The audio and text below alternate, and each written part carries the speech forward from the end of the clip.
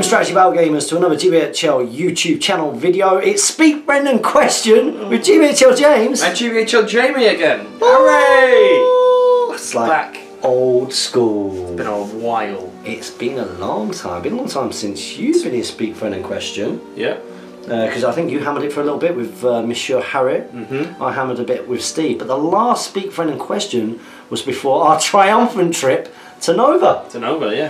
Before Nova, before Ordicon, before Longbottom. Before everything else, just kind of stopped this from happening. So I do apologise for such a long period of time between the Q&A show. I'm sure everybody understands because we've been just busy.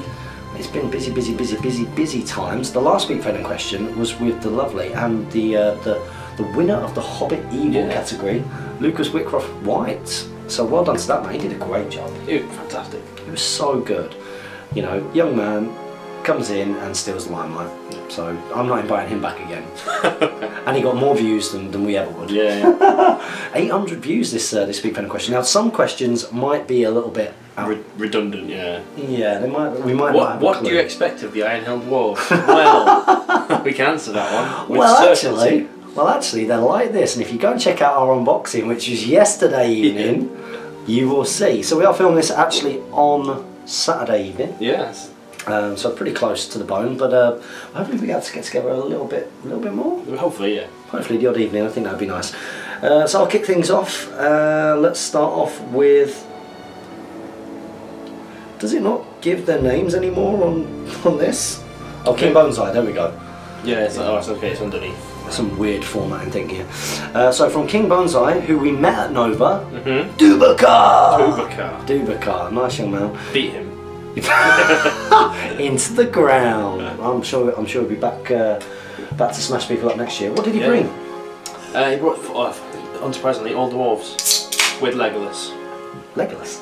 All dwarves, Legolas drop. Boo. Sat him behind a rock and shot him in the entire game. Boo. Well, at least you won though, right? Yeah. So he put Radagast on Slayers, definitely better for my dwarves. One dice renew for the win. But what about Thranduil's Halls? Which Radagast is better for Thranduil's Halls during some? I said Radagast on Eagle. He's just better all around, I think. Yeah, he's a bit of a beast, isn't he? Just gives that punch. He's the only thing like it that good armies have. Yeah. It's very, very unique. And yet we don't really see a huge amount of him in No, he's quite expensive. He's fantastic though. What kind of points level would you start to think about him? It depends really. 1,000 points. 1,000 points, 800 points. It depends entirely on your army composition. Well, if you go mainly hobbits, like the trend tends to be at the moment, that seems to be a sort of a common occurrence at tournaments, especially Ordicon. Yeah. Game time. It's a big one. Yeah. Game time and the Run of Snipes, apart from Lords of Battle. Yeah, that's the one that you can afford to lose because the rest should give you big VPs. But if you do take some hobbits, like Hobbit warbands, just because Harry and I theorised, you get Merry Pip and 2 full warbands is like 140 points or something. Yeah. That's 26 models, and then you can take something big and chunky like Saruman or Radagast on an Eagle and not hurt your overall numbers.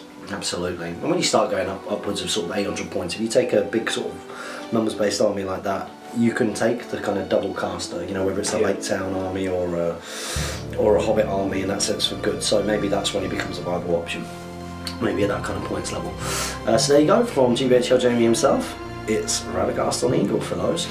Next up is Charlie Davis. So Davis says, "Hey guys, new to the channel and GBHL in general. Well, this is a 1-month-old question." Ha! Oops. Discovered the channel after stumbling on Damien's video in April in relation to the new Middle-earth strategy battle game rebrand, and I was surprised and delighted that there is still a committed following to the game, as highlighted by your group and channels. Being based in Northern Ireland with a solitary Games Workshop doesn't do much for the hobby exposure or community here. Anyway, I was wondering if you've read the White Dwarf relaunch and have any thoughts on it, plus exclusion of anything SBG related. So to begin with that one. I haven't, but it looked great. I wanted to. I've actually bought a copy today because I had a bit of time lost in town, so I nipped into Games Workshop. The old one or one of the new ones? No, the new I ones. wanted to get the one with the free Gore-Chosen miniature, and I missed that one. Yeah, that's the first one. I've got Gore-Chosen. Oh, have you? I want it as well. Yeah. If anybody would like to send me, back! I'm back! If anybody would like to send me free stuff, because I'm bankrupt right now. I've been doing my accounting. I was like, what? What? So I've not read it yet. That's going to be my train ride home if I can get a seat this time, because the train here was very busy. Secondly, I currently have an Erebor army based on models entirely off the Casa Doom supplements. Would you recommend any of the Hobbit miniatures as good additions to that force? Keep up the good work, guys, and thanks for reigniting my interest in the hobby. All the best, Charlie. Well, gotta be the Iron Hill Dwarves. Absolutely. If you go and check out that unboxing video, which undoubtedly by now has probably got about 10 million views. Yeah. Go and check that out, because we were impressed. We're not just impressed with the profile, but you know, the profiles and good. the models. The models are amazing. Just like it's like having 12 captains in a box. That's what it feels like. For less than your fine class miniatures. So welcome. Make sure you ask a question every week, not month. Now that we're back into the swing of things.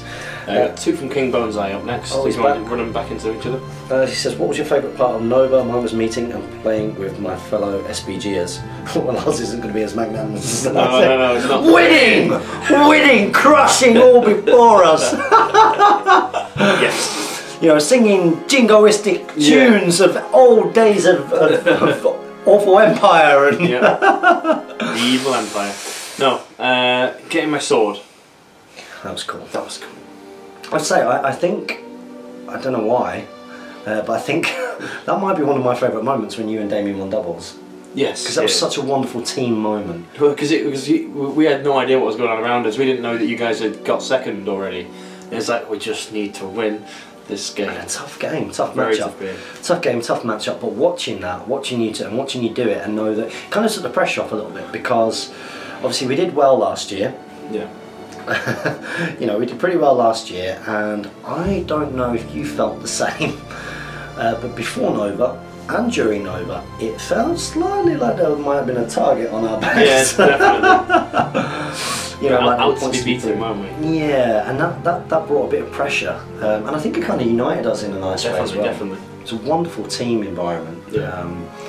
You know, that for me was the best part of it. You know, as lovely as it is seeing everybody out there, of course it was spending the time with Walker, Rob, and seeing Devin and everybody else out there who makes Nova what it is.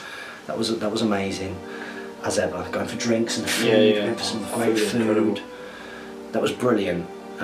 But you know, having that team dynamic between the four of us was wonderful. And I think when you guys won the doubles, and me and Tom had come second, that took all that pressure away. And I mean, I enjoyed. So we've done our bit now. Absolutely, absolutely. All the footballers coming past now, they're like, yeah. Hey.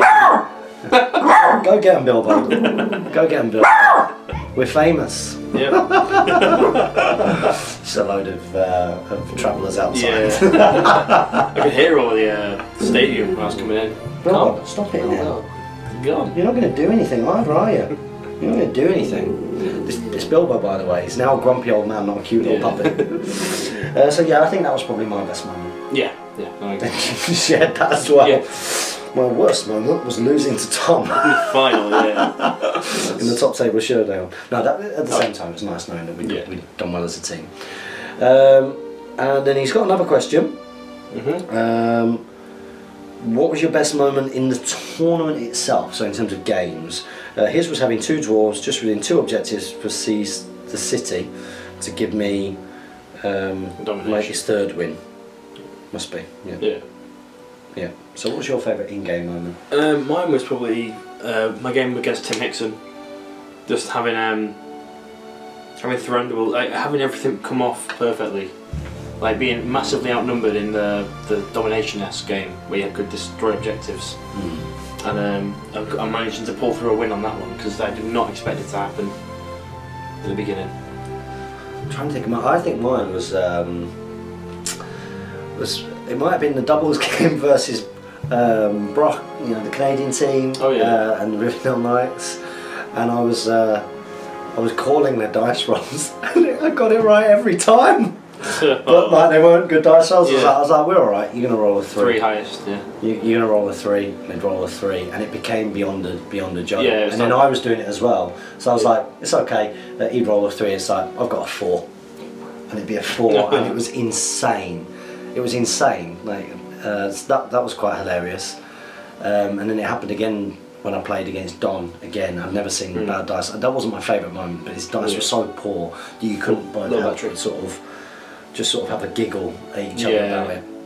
There does come a point in games where someone's dice are being so poor and under average that you're like, this isn't fun for either of us anymore. I'm glad it's happening for them because I'm winning. Yeah, absolutely. But at the same time, like, you won't be having a good time. Absolutely. So it's hard for me to become sort of enthused because there's no hope. There's no light at the end of the tunnel for you if your dice are continually awful. Yeah, I completely agree with that, and I felt. Oh, it wasn't Don. Sorry. Anyway, I'll remember a second. It was one of the Canadian guys. Yeah. But I had a couple of really cool moments in game. Was it singles? Sorry? Singles or doubles? Played him in both. It was both. Okay. I played him in. He had Rivendell Knights. It's not Don. I'm thinking Don because Don always comments on the channel. Adam? We met Don. Eagles. No, I did play against Adam. That did give me one of my favourite moments. I had a lot of good moments where I caught my opponents out with wonderful combos of Saruman and Legolas. Legolas. Had some wonderful moments where, like, the compel and the people were so afraid of all the threat of the bows and the chances of the lances and Saruman but he would go and he'd forget the compel out, come in, do a wonderful stun jump. So I think on the first turn versus Adam Marcel, Blackfire Productions, good friend of ours, I managed to kill an eagle and Guahir or something. Like just with that, with like this wonderful compel heroic combat, wonderful combination. So that was quite cool. So probably my favourite moments were those little tricksies. So next up we've got our friend from Team Ireland, David Murphy. He says, I know the Articon special was a few weeks ago now, but I want to ask, James, why didn't you make the maximum number of WTC Team 9? You know, like the Fellowship. Because I'm not that smart, as I think I replied at the time. Yeah. I'm just curious, I only thought this was an idea recently.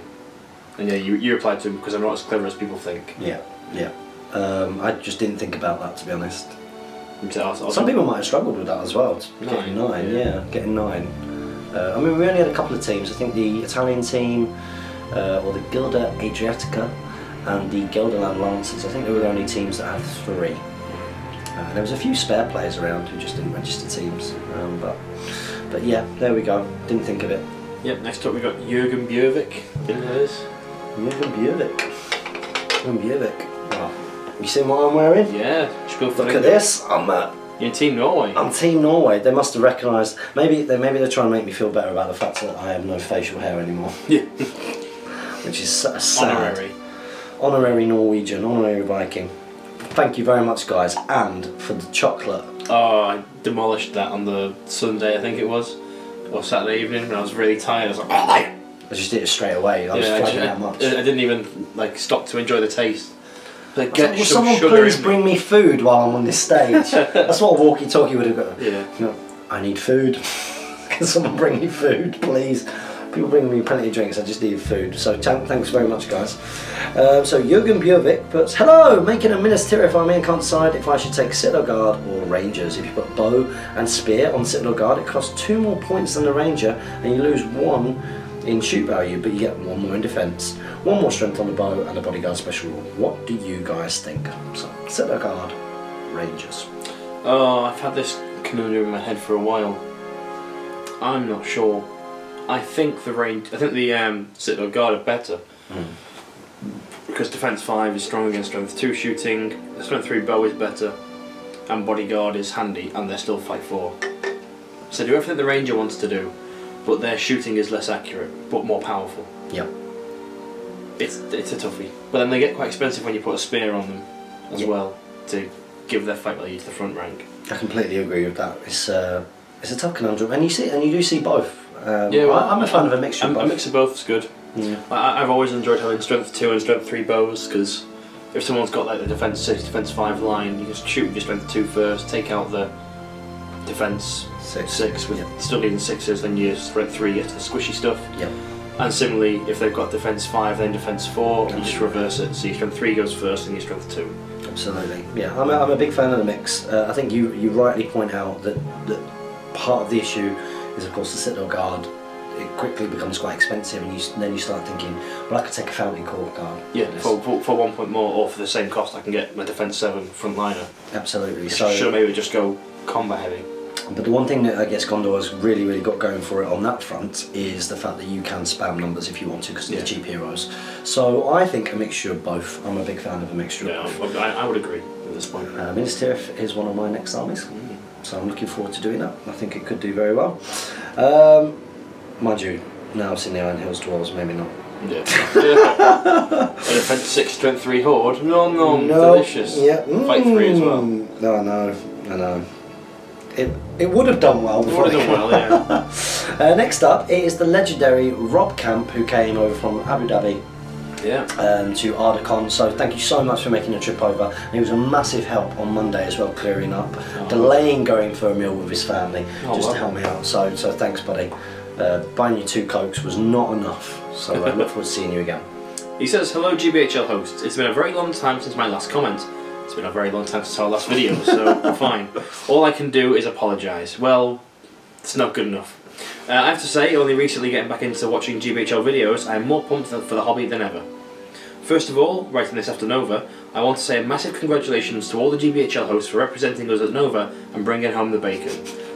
It's going to be quite nice. If all the questions run along this vein, it's like, you know, we've got over Nova, but then it's nice to be reminded. We're reminded that we won. Thank you. Looks like all who attended had a great time. Yeah. My question today is about picking armies. At the moment, I have bits and pieces of armies. I have Groblog, Rivendell Knights, and some Goblin Town. I'm wondering, was there ever a point you guys had so many bits and pieces that it made choosing a next army hard? So that's the first question. Yes. Yeah, I mean, I've got it now where I've got so many bits and pieces that could make an army for one thing. I've not really got a thought in my head of what I want to aim for next. I think next is Uruk-hai for me. Oh, okay, yeah. Wow. Jamie with Uruk-hai. Oh, you won a tournament with Uruk-hai not long ago, right? Yeah. Woo! Uruk-hai and Uruk-hai Elves. Yeah. Well, I'm thinking along the lines that Uruk-hai will be very good against the Iron Dwarves because they're strength 4 as well. Yep. Negating the defense 8 and their crossbows are strength 4. So. Yep, crossbows will be good for Saruman can blast for the wizard. The wizard. The wizard is quite... Grima to ruin Dane's day. Yeah. Make him effectively 1 might. Yeah. Yeah, I think we're going to see a lot of Isengard. Yeah. I mean, what's quite sudden is the Ironhill Dwarves are still really good against them. Because there's still 6 to win them, and they get to hit. But then you go for your feral. Well, ferals are the way to go then. Ferals are the way to go. So the fact strength 4 is negated because it's defense 5 anyway. You save points and get more models. Yeah. Absolutely. Already theorised that one. I love it that we've all been here and all that. What would we do? And some of the theorisers, some of my theorisers have been pretty poor. Army of the Dead. Well, this guy, it's not a bad shout. It's not a bad shout. Army of the Dead. Wounding them on 5s. Wounding. Yeah. Wounding them on 5s. Which 4. And then you need your fight 4 back rank, don't you, to equal or even elves. Yeah, or even elves to win the fight. Yeah. It's not a terrible shout, to be honest. No. Not a terrible shout. I've just bought some Army in the Dead. Yeah, got lots of bits and pieces, and yes, there are constantly moments where you look down and go, well, I've got quite a bit of fiefdom. Should I start that next, or should I start this next? Yeah. It's tough. Lastly, if there was one special rule you could give to your favourite hero, what would it be? And how many points would it increase the points cost by?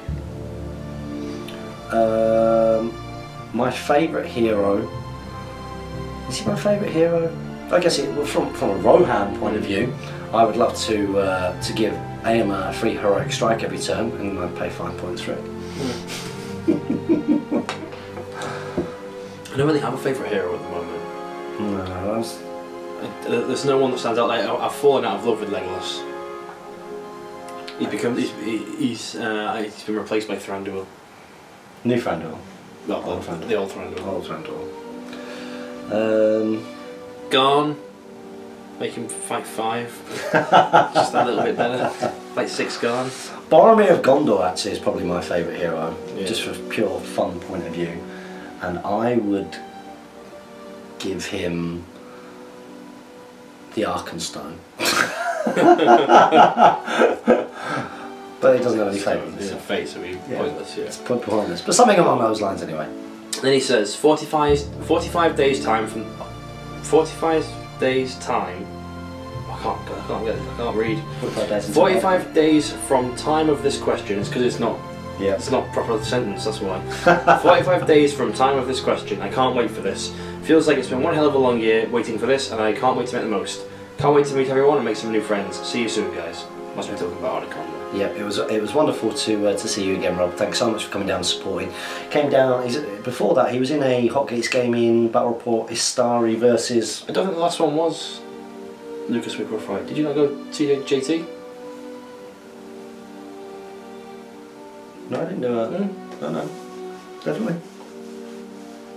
All right. Just for Andreas' question. No, this one's Lucas Wickworth, right? The one that they've commented on. Okay. This is definitely the last one. Right. 100%. Did you go to JT's? To film something? I did, but yeah, I did. No, okay. I don't think we did. I think we did a battle report. We did a battle report, and I filmed Connor versus Steve, I think, and it was on the board from Luke Fellows, who does the terrain videos. Okay. The Dead It's confused me with Andreas' question as well. Is it Andreas next? No, it's Dirk Helms. That's it. Dirk Helms, hi you guys, it's been a long time, and for us too.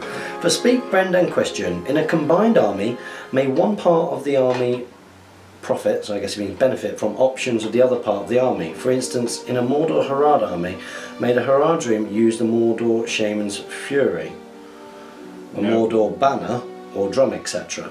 Well, let's divide this up. Yeah, so the Fury specifically states a race, so it only affects the same race as the caster, so only orcs are benefit, so no. But a banner... Banners, drums, they're fine. Yeah, does everything. The drummer, if it's the orc drummer, specifically states who it affects, so you just have to read the profiles. But it's all in there, so do take a look. Thus, can you tweak an army that lacks certain options this ways? And could you explain the possible exceptions? Thanks a lot and keep up the fabulous work. Well, there you go. So there are exceptions. Most things say what race that they affect, especially in terms of things like Fury and the like. So thank you very much for that, Dirk Helms. Next up, it's Andreas. I'll do Andreas in the next one because I don't know the answer to this. Yeah. Is JT Noble's cat a sphinx? One of the cats without hair. Sphinxes. I don't know. No idea. No idea. It's called Gollum though, isn't it? Is it? Is it called Gollum? Is his cat called Gollum? I'm not too sure. Do you know what I'm going to do? Because we're going to get a lot of attention as the match is just closed, isn't it? The match is just finishing for Stockport County, and we're getting a lot of attention. And what's the next question? The next question is from Hobby Spot New Zealand. He says, "Hey guys, can a Rindle Knight with banner still shoot?" Yeah. Yes. Damn right it can. And also, if you charge a monster, do you still get the +1 attack? You do get +1 attack. You get +1 attack. But you don't get the knockdown. You don't get the knockdown because it's the monster. Now, a player decided to start, this was on a Friday night, start this discussion with me. Put it on the board. There is, I've seen the argument or the discussion on Facebook, it was a while ago from this recording. There was saying that if it's only if it charges infantry, and infantry, monster and hero or whatever, infantry and monster are two different types in the game. So there is an argument. There is an argument, but I believe when I checked it, because that's quite important to me, that it's pretty clear that they get the +1, but they just don't get anything else. It just depends which way, which bit you kind of read first, and which part you kind of prioritise. But I think that they do get a +1 because it's to represent the momentum of them. The charging in. Yeah, charging in. So yeah, someone did ask me on the Friday night. I think I turned around and said now's not the time to ask those kind of questions that make up like thousands and thousands of comments on Facebook, because I've just not got time for that. So this is what it is. So thank you very much for that, Hobby Spot New Zealand. Okay, next up we have got Nathan Van Til. So thanks for the answers as always. Lucas was a fantastic host. Boom! We don't talk about Lucas now because he was better than us. So, new question: what does the average person do for named ring wraiths mounted on Fellbeast? I just got my first Fellbeast, and I'm curious as to what other people do to model them into looking like the named wraiths they represent. Or is it popular to just put a normal wraith on Beast and establish with the other player that is the Undying, or what have you? I imagine that it mostly depends on whether the model is being used for friendly games or a tournament, but I imagine many tournaments allow for some wiggle room when it comes to these cases, since they don't exist outside of the rules. What's your opinion? Just let them use the basic Wraith on 4-beast. I'm happy with that. As long as they've got some way to distinguish if they're using multiples. Yeah, that's where it becomes the key thing from my point of view. So it's when you have multiples. Now if you've got one and a Witch King, you know, and a plain one Witch King, then yeah, say that the plain one is whatever you want as far as I'm concerned. But the moment you start taking more, you must have some way of distinguishing. So for example, at Ardacon, somebody got a normal one and they put a staff on it. To represent it was the Undying, which I think is a good conversion and it's quite clear he's the one that has a staff, as an example. You do see some people doing things like getting heads on the icon, paint colour schemes for things like colour schemes, and the sort of the Wraith's wings tend to, people paint them slightly like tinted colours to represent them, which is a good way. I've seen people doing like Kamul in sort of more Haradrim-y kind of, not Haradrim, Easterling kind of colours, and likewise with the Betrayal, you don't see him as much. It tends to be the Undying, doesn't it? Yeah, people just put a staff on him, a green stuff staff. Yeah, so you could have a normal one, the Shadow Lord, because Shadow Lord doesn't need too much. You can put a staff on for the Undying, and then Knight of Umbar's a popular one as well. Yeah.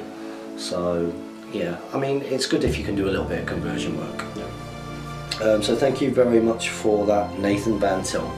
Next up we got Kyle Rooker. Kyle Rooker says, all I want to see is Gildor Inglorian again. He's impossible to find online now, and he's the only elf hero that gives you a movement bonus.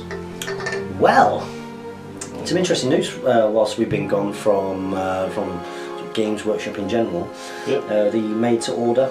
Yeah, that's coming. I don't know if that's going to be on for the Hobbit or not. I've not seen any news on it. But yeah, made to order is a service that Games Workshop are now giving, and that's to make old miniatures. And metal, or I would assume so. Usually in the what's the word? In the material that they were released in. Yeah. So there you go. So so it is possible, and of course, you know, we have had situations where old metal sets have been out of production. Absolutely. Now, I believe it's been discussed that they were just found sort of in a warehouse rather than being sort of remade.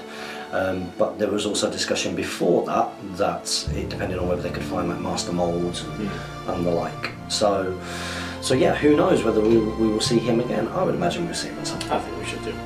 I'll do the next few because it's just like one-line questions. Yep. From Glenn, can the old Bilbo Baggins lead hobbits? Yes, he can, as far as I'm aware. Yeah. Yeah. Can he? There we go. I think so. Oh, well, it might be in the Wanderers in the Wild. You know, he's moved to the Wanderers in the Wild, so no. And there's a discussion because he's called Bilbo Baggins, whether it's the old Bilbo rule that was sort of 90 points or the new one, which is 60 points. Why don't we ask him? Can you lead hobbits? Bilbo Baggins, can you lead hobbits? No. No is the answer. There we go. And Simon Swan says, I want to do hobby, leave me alone. Never a truer word thought, but never ever spoken. Lucas, you speak for all of us. You are truly one of us. Must be something from the last episode. There we go. Yeah. And then back to David Whittaker. David Whittaker from Team Shots. Thanks very much for... He got quite a big team in the end. Team Shots. He has put... Hope you're smashing it at Nova. Yeah, we did. Smashed it. Smashed it already. Smashed it. I heard you made a valiant effort at Long Bottom. Hashtag Team Knots OP. Well, I don't want to talk about that either. That was a great game. It was a really good game. to be perfect, I had amazing luck in the early game, and then kind of threw it away in the last 2 turns. Bottled it, I think is what they say. But congratulations to that man. Never been in that situation before. Twice in the space of a week. Yeah, fortnightly, yeah. So who knows? Maybe one day, Al. Maybe one day. Currently prepping a Mumuk for doubles. Absolute nightmare to build. Any models that you found particularly painful to assemble? Any models I found painful to assemble? I'm currently trying to assemble Birder. He's pretty awful. Yes, that's a good shout. Treebeard. I know. Metal Treebeard. Yeah. Big metal. Metal models in general. Just big metal models. Big metal models in general. Even things like heroes where you've got like 2 sides of horses and things, like metal ones. Yeah. I'm trying to think of things like the metal wraiths on horse. Gandalf. Twins. Yeah. I think the twins. Separate in halves. But those ones, because they never seem to kind of fully line up, which is a shame. I'd never tried to build a metal Balrog, but I imagine he'd be pretty awful. Yeah, stuff like that. Stuff like that. So thank you very much, David Whittaker. Next up, it's King Bonsai again. King Bonsai again, propping up the comment section. Have I fought you yet? Yes, I beat you. Anyway, brilliant. Thanks for coming over here. I just hope you didn't trash us again. We did. Looking forward to see you next year. Dubakar, dear and son. I'll tell you what though, at Ardicon, Team North America did very, very well. Yeah. They did very, very well. So well done to those guys. They came fourth behind Polish Stars, 2 UK teams, and then it was the North American team. So congratulations. I didn't get much time at Ardicon to take stock of anything because it was insane. It was insane. But there's a couple of moments. One was during the talk, the Middle Earth team talk. And one of the moments, I just had a moment where I looked down at top table and I could see Andreas the Norwegian Viking playing against DCHL Devin on top table, game 4 or something. I was like, this is cool. Yeah. This is really cool. Really, really, really cool. So, so well done, Team North America, in your 4th place. It's Jeremy Smith. Should be at Nova right now. Day 2 of the GT. Wonder how I'm doing. How did he do? Don't know. There we go. Probably not great. Bottom table. Bottom did he get wooden spoon? I can't remember. I can't remember. How did you do, Jeremy Smith? And how are you coping without speaking a question for a month? Yeah. Are you still here? I hope so. I hope so. I hope to see you comment on this video. So, Cool Steve, how did he get the nickname? Can he show off the tats and explain the dates? I think he's asked this question before, and then we asked him to ask it again because it might be Steve next time. I think a lot of his tats are to do with children or people he's lost, his dad and the like. So I think that's where they come from. But you can ask him yourself another time. Cool Steve, I gave him the nickname. Yeah. It's an ironic nickname. Yeah, you know, like cool. No, like Little John. Yeah. Cool Steve is the Little John of our group. Yeah. Only joking, Steve. I wonder how United are doing right now. Do you be able to check? Yeah, sure. Go to the next one. Yeah, absolutely. Lucas was on last week. Good job, kid. SBG question: what kind of Subway sandwich do you prefer? Oh, don't talk to me about Subway. It feels like all I've eaten for the past few weeks. And what did you go for? Chicken bacon. Nice. Mayo, lettuce. Yeah, that's a good choice. I would always go for is it the hearty Italian bread? Yeah, I go for Italian herbs and cheese. Okay. Hearty Italian. I'd get the chicken breast, and I get lettuce and cucumber, no sauce, and I do get a bit of cheese on it. That's my call. Spicy cheese. That's my call. United are currently 0-0. It's Burnley. When painting or sculpting, do you have to be inspired? If so, what does it? That's all for now. First Stager Smith signing off. Thank you very much, First Stager Smith. Do I have to be inspired? I just have to have time, really. I do like watching things when I do it. Finding time to sit down and do it. I mean, for me, I've got a day of hobby tomorrow. Like I'm finally not doing anything on a weekend. That's cool. What are you gonna do? Got some ferrules and some done endings to get painted up, ready for the 2 Towers campaign. Very cool. Very, very, very cool. Something to look forward to right here on the GBHL podcast. Vicky Irvine. Read this one up here. I think Tolkien names are great for pets. Do you hear that, Bilbo Baggins? Tolkien names are great for pets. He's asleep now. He's goosed after being in the gym all day. When I got my first dog, he was black and I named Strider. Strider's a good name for a black lab. Yeah. A black lab is a good name. Black lab? Strider is a good name for a black lab. What is your worst hobby moment? In one of the hobby blogs last week, Damien dropped a tray of his Gundams. Oh, that was fantastic to watch. Oh God. Oh, goodness gracious me. But luckily none were broke. Mine involves Radagast on Slate and Guahir. They were sitting on a shelf all painted up and looking great. Above them, hanging on the wall, was a hunting bow. Somehow the bow fell off the wall onto the models and smashed them all. Poor little bunnies and an eagle were done for. The bow came out okay though. Worst hobby moment? I can't think of one.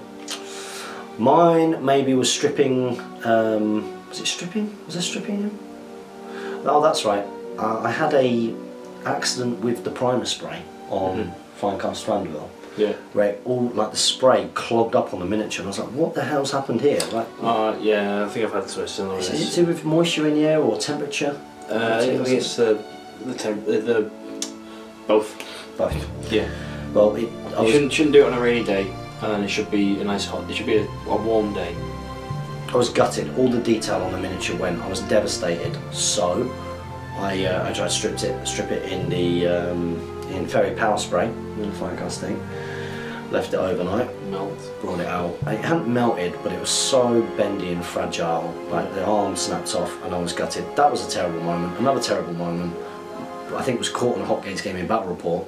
Was with Bayon, which I was dead proud of when I painted him. I was really chuffed with my Bayon, and I dropped the bear, and he's currently got the top of him is like chipped and everything, and I was like, oh, I highlighted it up, and all of the paint's gone off the plastic on the top of him, so I was gutted about that. Yeah. So those are my worst hobby moments. Which brings us to Matt M. Matt M says, hello, in your opinion, what are the best and worst heroes in the game? What are some powerful heroes that you don't like using? So best and worst heroes in the game. Best heroes, Dane. Best Dane, yeah. Old Thranduil, I think, is one of the best heroes, and Saruman the White. Yeah, Saruman the White, you see him a lot. Thranduil's a good brand. Egon's pretty good. Stupid. He's good for that army, isn't he? But you don't see him brought in. I don't know. He's good, great value. Twins are good value. Worst heroes in the game? Worst heroes. Bilbo with the 9 fingers. Bilbo, Frodo with the 9 fingers. There you go. But he can lead hobbits, can't he? He can lead hobbits, but he's... Which is anything that can lead hobbits is good. But he's very expensive and can't ever strike blows. He can't charge. He can be cast as a banner. That's it. Yeah. You could say... Oh, what's his name? Is it Kyrian? Yeah, Kyrion's pretty awful. It's the unarmed nature. Unarmed, blind and light. That's not Kyrian, is it? Yeah. Who are you thinking of? The elf. The elf? Yeah. Yeah. Definitely Kyrian. Yeah. Cool. I started thinking maybe it was the Gondor guy. Is it not Gondor, Kyrian? Oh, maybe. Yeah. They're not both the same name? No, they don't. They don't. I'll get back to you on that one. That's gone out of my mind. Círdan. There we go. I know who you meant though. Yeah. So yeah, him. Don't see too much of. I don't know. Who else is pretty poor? Mouth of Sauron. Yeah. Although you can chuck out the odd decent thing. Yeah. Sapwell. Let's go. Yeah. So there we go. There we go. I think you must have asked for a weird moment last week. Does taking all Grimhammers count as a weird moment? Yeah. It's well weird. Why would you do such a thing when you can pay one more? Yeah. As always, great video, especially with my Hunter Orc partner. First question in ages: Fatty and Lobelia, or more hobbits in a themed list? Fatty and Lobelia. The drops are very useful. Cheap drops is fantastic. And next up is Crodocan. Crodocan! Here we go. So it's Crodocan. Thank you for an entertaining speed-friendly question. Good work, Lucas. You were great. He certainly was. During this year, he's run a couple of tournaments at different point levels to get and he's getting things started to roll. My next project is a builder campaign, all thanks to Carl Bond at the East Anglia SBG hobby community, who were represented at Ardicon. We had a good showing. I think this is how things work in a world SBG community. We help each other out in any way we can to support our hobbit hobby.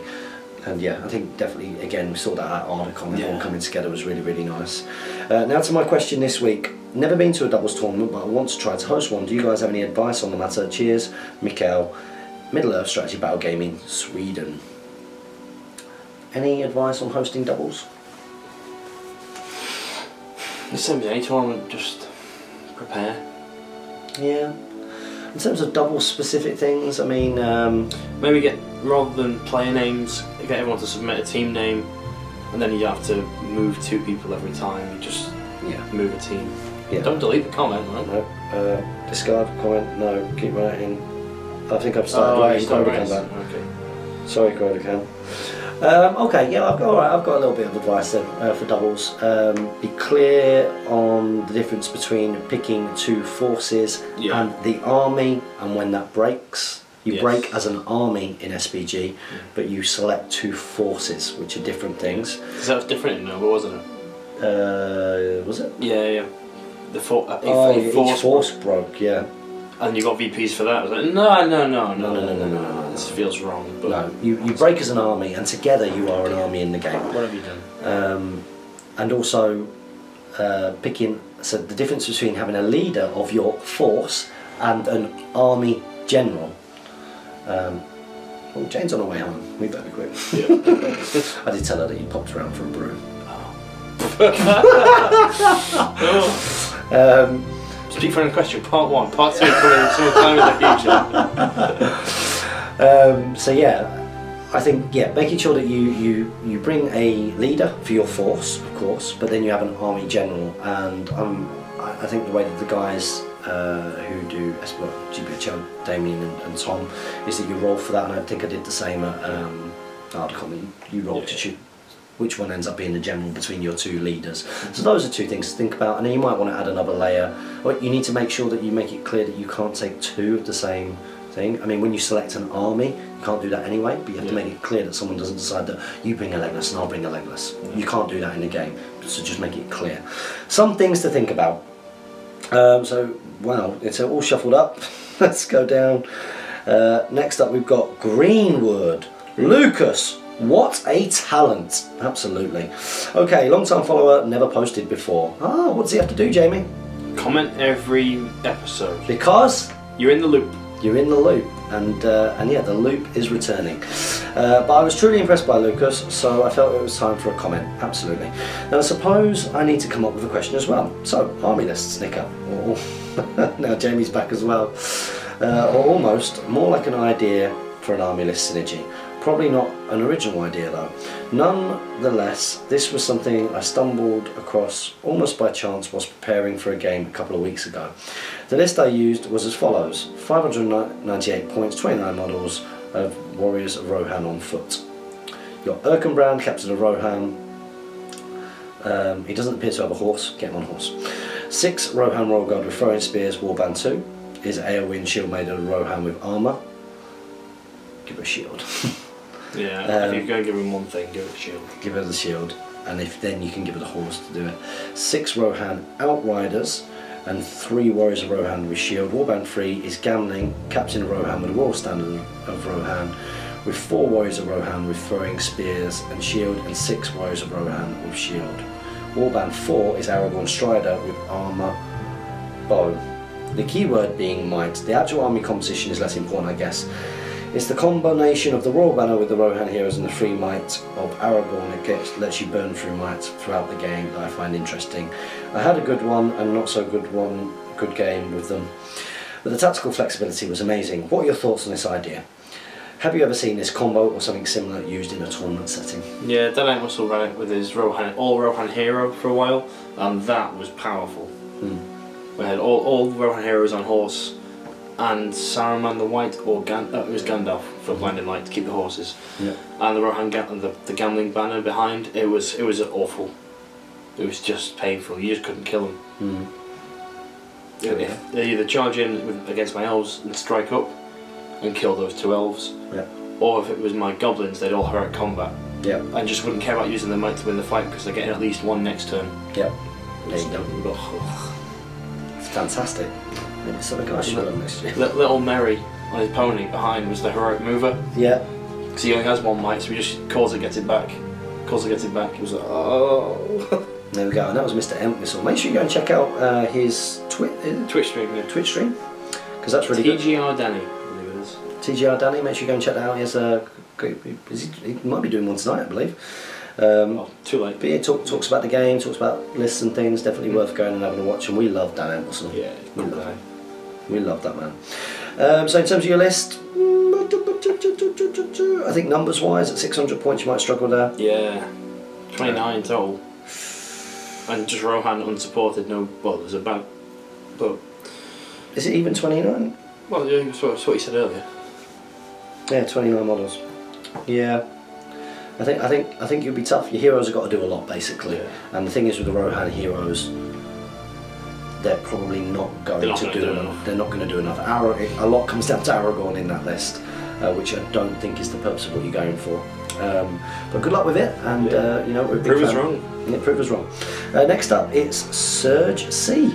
Surge C says, "Nice video and awesome channel. Can you put the question to people on screen while you comment it? Not a chance. Not doing that edit job. Sorry, straight up no to that answer to that one. It's not happening. No, it's not happening. Could be good for people like me who are from Spain or another country and can't follow the questions. I'm sorry. As fast as you talk. Oh, really sorry about that, but the amount of time taken to edit it is not worth the number of views the video gets. You might get more with you edit it, but then the time taken is just... Well, I believe you can put, I mean it won't give it properly, but you can put like subtitles on. Well, they do it for Spanish and other languages though. No, it might be worth having a little look. Next up is Sebastian Avery. Ah, hello. He says, "Hi guys, I hope Nova is going fantastically. Yes, we won. Yeah, it did. I guess now it's your second time, and it's a bit of a... it's a pun. And it's a bit less of a novelty, but I'm sure it'll be brilliant.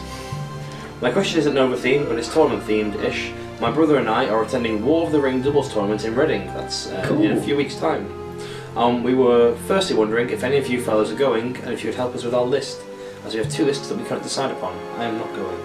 I am not going, but a massive shout out to the guys from the Wargaming Association of Reading who were putting it on. Great guys.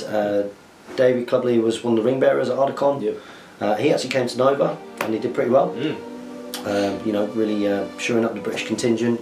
And Ben Clure as well, he was at Ardacon and they contributed quite a few tables, and their tables down there look fantastic. So if you are in the area or you are free that weekend, make sure you go and check those guys out. You know, big part of the British Hobbit League now, so it's giving me your support. It looks like it's going to be a cool tournament. Okay, so the first half they are set on is Balin, Son of Fundin, 4 Dwarf Warriors with Shield, 1 Dwarf Warrior, 2 Iron Guard, 3 Khazards. Strong. A Shield Bearer, 5 Warriors for Shield, 2 Iron Guard, 3 Khazard Guard. Pretty decent. Strong. My brother is either taking this 350 points, Boromir, Captain of the White Tower with Shield, 9 Minas Tirith with Spear, Damrod, 3 Warriors of Minas Tirith with Spear, 6 Rangers with Spear, or he is taking Elladan Elrahir, Elven Cloak and Heavy Armour, 11 Rangers of Arnor with Spear, and 4 Rangers of the North with Spear. I think the second. I think the second, yeah. 10 might in that half in 350 point armies is horrific. Yeah, and you're gonna need it as well. Yeah. Your force is relatively small because of the dwarves. Yeah. I think that'd be good as well. And then you've got spear supports ready. Spear as well. supports. You got Spear 15 bows in that half plus your. That's it. For 15 bows. 15 bows are still plenty. And that used to be a bit of a thing. You know, allying dwarves with Rohan. Yeah. Rohan with Arnor. Yeah. For the spear support and the bows and the might and the like. So. Yeah. Any tips for the list? They say. My brother is wondering which 2 attachments. So definitely the second, the Elladan Elrahir one. It gives you 4 drops as well, which you'll just you'll be fine. It can be useful again with something as slow as the dwarves being part of it. Being able to sort of see where your opponents are deploying and trying to kind of make up for the dwarf speed just through deploying them last, basically. Having a good look where everything else is and where they need to be. So ignore that one. Yeah. We've got the one with it though. Oh. I don't miss that. Ah, Son of Gloin. Hello, James Scullion. Ah, cool. Team Wales. Hello. He had his Champions of Airball painted by Shadow and Flame on display at Ardacon, and it was good to see you again. I feel like I didn't get a chance to catch up with you properly, but for obvious reasons, probably with everybody. Yeah. Everybody, but it was nice to see that you were there. It was great seeing young Lucas on the channel, absolutely, and a very good speak friend question. This week, I would like to know your opinions on objective markers. I'm thinking of making some for Ardacon. Did you make them? Did you make them? I want to see. I'm hoping to take an Uruk Scout and Dunlending army. What do you think I could put together, bearing in mind I'm no Cool Steve or Dave Fredericks? Cheers, fellas. Chat soon. Rohan, the heads and spikes. And spears and yeah. Rohan heads and spikes, I think, is an easy one. Yeah, like cracked shield for Rohan. Yeah, that's an easy one. Cheap to do. Yeah. The Merry Pippin. You could do as objective markers. Yeah, just Merry and Pippin as objectives. You could also go down the kind of Fords of Eisen route if you wanted to, a little bit. But again, it's more Dead Rohirrim, I suppose. Yeah, it's just Dead Rohirrim. Dead Rohan are your answer. No, Dead Rohan is never the answer. Always the answer. No, No. Don't play with Rohan for ages. Abandon them for elves. They're better at Rohan's job than they are. They absolutely are. So thanks very much for that, James Scullion. Next up, it is Josh Trippett. Team East Anglia. Says, hey guys, first comment in what feels like an age. I would love to see some more X-Wing battle reports on here or Hotgates Gaming. My question is regarding the channel and what are the goals for the channel now we have Steve and Harry as hosts. I've been really enjoying all the content lately, so keep up the good work, guys. Well, we didn't. We didn't keep up the good work. Did not keep it up, no. Well, we've all had good reason to. X-Wing, I think we'll do that again. Yeah. One of the sort of newer community members, I guess, Jonathan Wright, in the Facebook page. He's quite a big X-Wing player, and we're pestering me to meet up with him. So, sorry. And Josh wants to play. Yeah, Josh at plays some point. So, as well. if you like to, congratulations on your tournament, John. I was devastated I couldn't make it. Oh, I won it! Come on, Giblin! Oh, make that ETC team. Sebastian Avery very quickly says, surely all the Middle Earth puns are gone by now. Aragon by now. No. We are back. Have I ever said I'm not a fan of puns? I really don't. Next up we got Jack Sarge. Jack Sarge. And Jack Sarge. Oh, I turned it on its side and it went to the top. Oh. Oh no. Not when we're on a timeline. Not on a time frame. No. Well, whilst you do that, I'm going to see what's been said. Jack Sarge, here he is. But great work by Lucas, very confident, gave excellent answers and comments. Yeah, I don't know if you could tell, like, if you watch that, at various points that where I suddenly think, oh my goodness, he's doing really well. And he'd do things to lead me into it as well, which is very hostess. Like, so what do you think, James? I couldn't be serious at that point, because it was so good. It caught me off guard, Lucas, being better than I was. He put, at the moment my only Lord of the Rings figures are a box of Rangers, but what I'm really after are metal Dunlendings and Rohirrim. I prefer metal figures. Where are the best places to hunt for figures apart from eBay? Lord of the Rings trade group on Facebook, and even go onto the wargaming ones because every now and again you get Lord of the Rings bargains. Yeah. That's what I would say. Buying new from GW is really not an option for me at present. I'd be interested to hear of your figure hunting tips of experiences. What's been your greatest find as far as tracking down miniatures goes? Probably, I hope he's not watching, when we first sort of got involved in the Northwest Gaming Centre. Darren had loads and loads and loads of things which... He didn't know what he had. No. We spent a lot. Yeah, we spent a lot there. We spent a lot, so... Brought in business with all the tournaments, so... So yeah, I think I got my shade through that. For £3.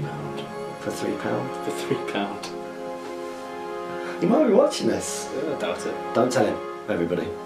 Don't tell him. £3. Did I get my guild off through him as well? Probably. I think I did, yeah. £3, probably.